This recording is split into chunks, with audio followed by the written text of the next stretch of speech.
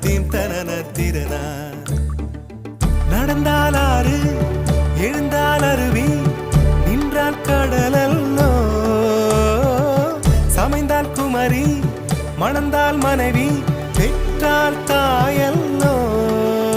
சிறு நதிகளே நதியிடும் கரைகளே கரை தொடும் நுரைகளே நுரைகளில் இவள் முகமே. சிறு நதிகள்